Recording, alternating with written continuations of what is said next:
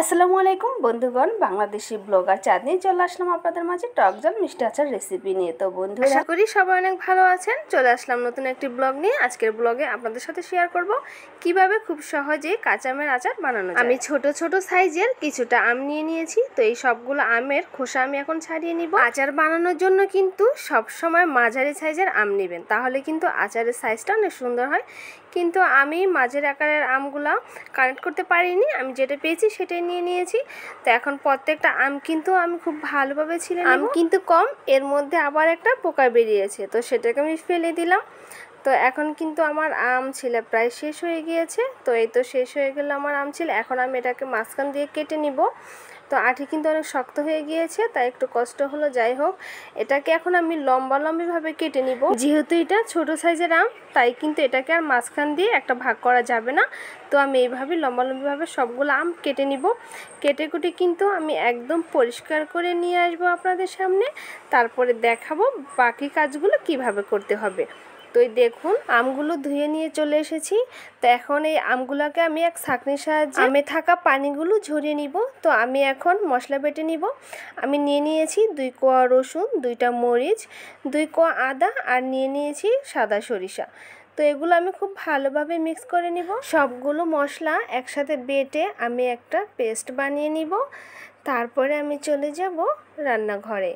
তো সেখানে গিয়ে আমি বাকি কাজগুলো কমপ্লিট করব। তো আমার মশলা বাটা হয়ে গিয়েছে, চলে এসেছি আমি। তো কড়াই বসিয়ে দিয়েছি, কড়াইয়ের মধ্যে দিয়ে দিয়েছি সরিষার তেল। এখন তেলটা গরম হওয়ার অপেক্ষা। তো গরম হয়ে গিয়েছে, আমি এখন দিয়ে দিব গোটা 5 ফোড়ন আর দিব আস্ত শুকনো মরিচ। আমি অফ ক্যামেরাতেই বেটে রাখা সেই মশলা আর হলুদ গুঁড়া, মরিচ গুঁড়া, লবণ এবং পানি দিয়ে খুব ভালোভাবে কষিয়ে নিয়েছি। এখন দিয়ে দিলাম সাদা ভিনেগার, কেউ ভিনেগার বলে, কেউ সিরকা বলে। তো এখন আমি একটু মশলাটা আবার ভালোভাবে কষিয়ে নিব। তারপর এর মধ্যে দিয়ে দিলাম আমটাকে খুব ভালোভাবে নেড়েচেড়ে মশলার সাথে মিশিয়ে আমি একটা ঢাকনার সাহায্যে ঢেকে নিয়েছি। তো বন্ধুরা, আম সিদ্ধ হতে কিন্তু বেশি সময় লাগে না। আমার আম কিন্তু সিদ্ধ হয়ে গিয়েছে।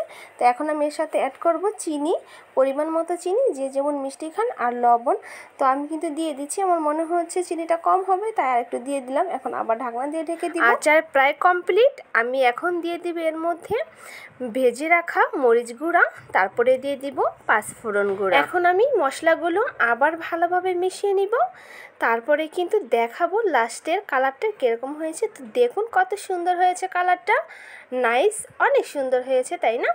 তো যাই হোক, এখন আমি একটা প্যালার মধ্যে বেড়ে নিব, কারণ ঠান্ডা করে কিন্তু আমার বয়মে ঢালতে হবে, নাহলে কিন্তু আচারটা নষ্ট হয়ে যাবে। তো এই দেখুন কত সুন্দর হয়েছে দেখতে, ইয়ামি।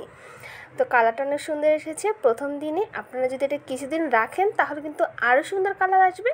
তো আমি এখন এটা একটা গোল চামচের সাহায্যে কিন্তু খুব আস্তে আস্তে সাবধানতার সাহায্যে ঢেলে নিচ্ছি, যেন আশেপাশে তেলগুলো না পড়ে যায়। যারা আমার মতো আচার লাভার, তারা কিন্তু সবাই এই আম মৌসুমে আচার বানানো শুরু করে দিয়েছেন। তো আমার ভিডিওটা যদি আপনাদের ভালো লেগে থাকে, তাহলে লাইক, কমেন্ট, শেয়ার করবেন, ছোট ফ্যামিলির সদস্য হয়ে যাবেন। বাই।